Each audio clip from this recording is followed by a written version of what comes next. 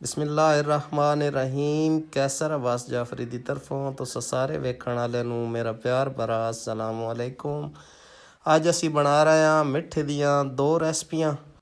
ਇੱਕ ਰੈਸਪੀ ਦੇ ਅੰਦਰ ਅਸੀਂ ਦੁੱਧ ਇਸਤੇਮਾਲ ਕਰ ਰਹੇ ਹਾਂ ਔਰ ਦੂਸਰੀ ਰੈਸਪੀ ਦੇ ਅੰਦਰ ਅਸੀਂ ਸ਼ੀਰਾ ਇਸਤੇਮਾਲ ਕਰ ਰਹੇ ਹਾਂ ਚੀਨੀ ਦਾ। ਅਗਰ ਮੇਰੇ ਚੈਨਲ ਤੇ ਤੁਸੀਂ ਨਵੇਂ ਹੋ ਤਾਂ ਮੇਰੇ ਚੈਨਲ ਨੂੰ ਸਬਸਕ੍ਰਾਈਬ ਕਰਨਾ। ਅਗਰ ਵੀਡੀਓ ਪਸੰਦ ਆਵੇ ਤਾਂ ਵੀਡੀਓ ਨੂੰ ਲਾਈਕ ਕਰਨਾ, ਕਿਉਂਕਿ ਤੁਸੀਂ ਲੋਕਾਂ ਦੇ ਤਾਵਨ ਦੇ ਨਾਲ ਹੀ ਚੈਨਲ ਅੱਗੇ ਚੱਲਣਾ ਹੈ ਜੀ। ਸਭ ਤੋਂ ਪਹਿਲੇ ਇੱਕ ਬ੍ਰੈਡ ਦਾ ਪੈਕਟ ਲਿਆ,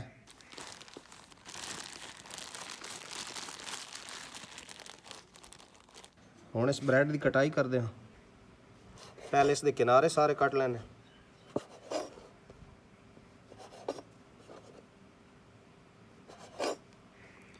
ਹੁਣ ਇਸ ਦੇ 4 ਪੀਸ ਕਰ ਲੈਣੇ।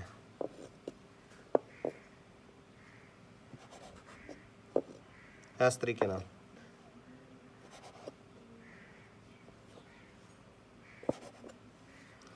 जितनी ब्रेड है वो सारी दे पीस इस तरीके नाल कर लेने। ब्रेड के सारे पीसेस कर लें। एक बर्तन लिया, उस दे विच 1 लीटर दूध,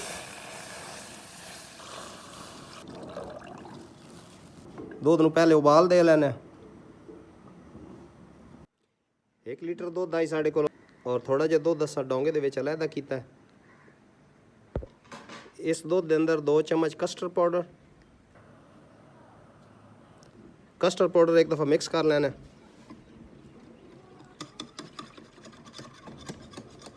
नाल ही एक छोटा पैकेट सुके दूध है, खुश्क दूध, इसनों एक दफ़ा मिक्स कर लेना।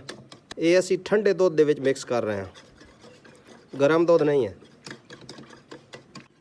अगर ये तुसी गर्म दूध दे विच अगर मिक्स करे सो दे विच लम्स पै वैसन, लिहाजा ठंडे दूध दे विच इस्तेमाल करना है। ये दोवें चीज़ां मिक्स कर दी ने। दूध नूं भी वेख सकते हो माशाअल्लाह उबाल आ गया। इस दूध के अंदर 1 कप चीनी, आम जिहड़ा चाह वाला कप होंदा है, ये शामिल कर रहे हैं। मिक्स करें। 2 अदद सब्ज़ इलायची,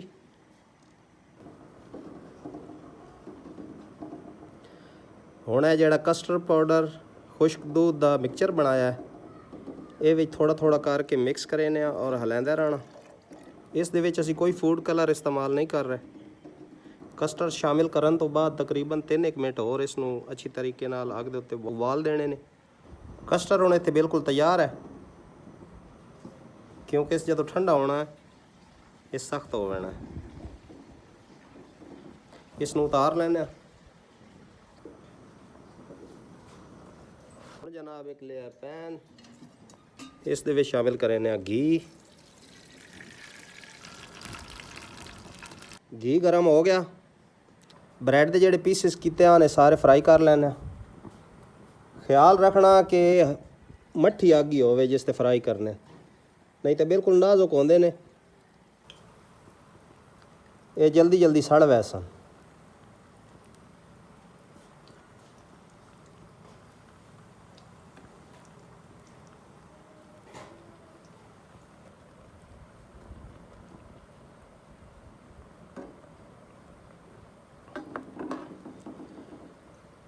वक्फे नाल इन्हां कल्टी करेंदे रहना।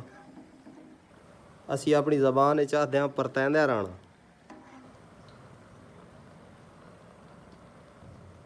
ये ज़्यादा टाइम कोई नहीं लेंदे। थोड़ा जिहा कलर जदों चेंज कर वजन, इत्थे हुण साढ़े फ्राई हो गए ने। यही कलर इन्हां दा रखना है।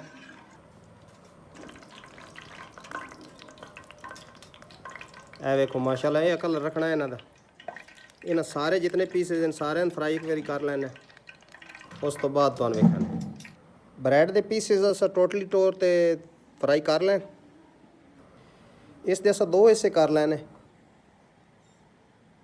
क्योंकि असीं 2 रेसिपियां बना रहे हैं, अद्धे एक रेसिपी वास्ते और अद्धे दूसरे रेसिपी वास्ते।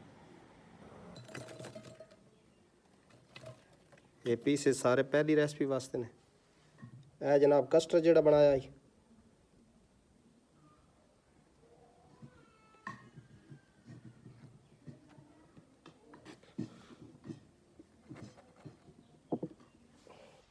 थोड़ा जिहा पिस्ता,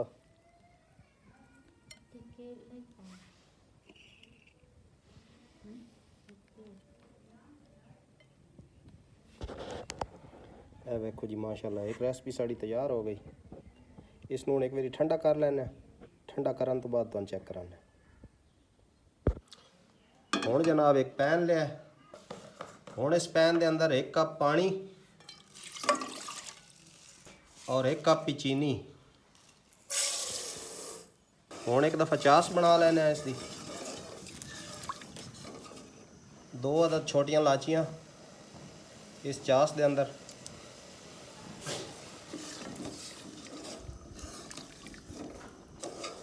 चास ना ज़्यादा सा गाढ़ी रखनी है और ना ही ज़्यादा पतली करनी है। इत्थों चास माशाल्लाह तैयार है। ए हुण जेहड़े ब्रेड के स्लाइसिस फ्राई किए हैं ये हुण इस विच 1 तो 2 मिनट इत्थे उबाल देने ताकि सारा जितना शीरा बनया है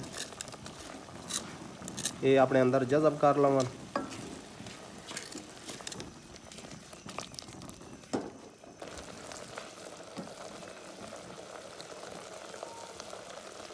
एक मिनट हो गया, इसनूं उतार लेना और चूल्हे ने एक दफ़ा बंद कर लेना।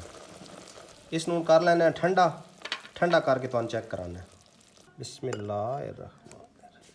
देखो क्या बात है, क्या बात है, माशाल्लाह माशाल्लाह। ए देखो माशाल्लाह दूई रेसिपी भी साड़ी तैयार हो गई। अगर वीडियो पसंद आवे तो लाइक, चैनल नूं सबसक्राइब।